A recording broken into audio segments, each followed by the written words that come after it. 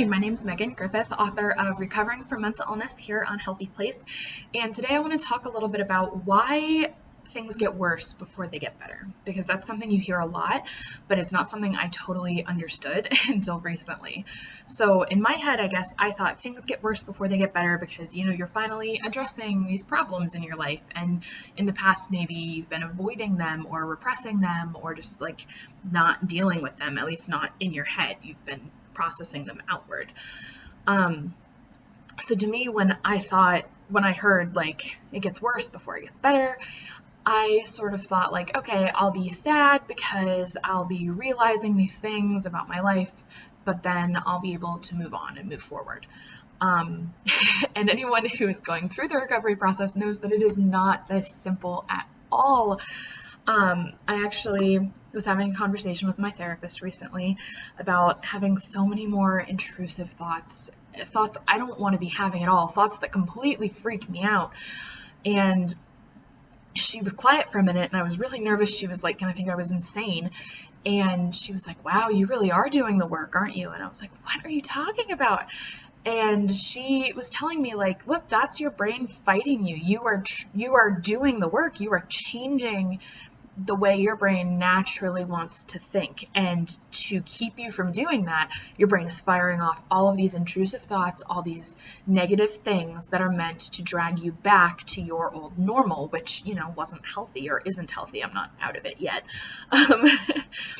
And that blew my mind. I was like, wait, okay, so it's not just going to get worse before it gets better in the sense that like I'm going to start realizing what my problems are and like taking them seriously, and that's going to be painful. It's going to get worse before it gets better because my brain is going to fight me on this. Like, are you serious?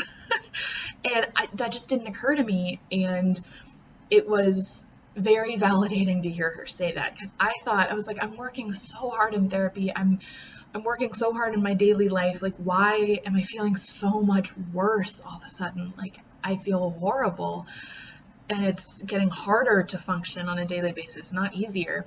And, it's because dealing with trauma and recovering from trauma isn't all about how you function. It's about your inner life and who you are and being comfortable in that. And sometimes your functioning is going to get worse when you try to make those changes, because your brain is going to fight you, because our brains really want to do what they're used to doing. Human beings love routine, and I know this about myself. I get stuck all the time when I try to change anything about my life.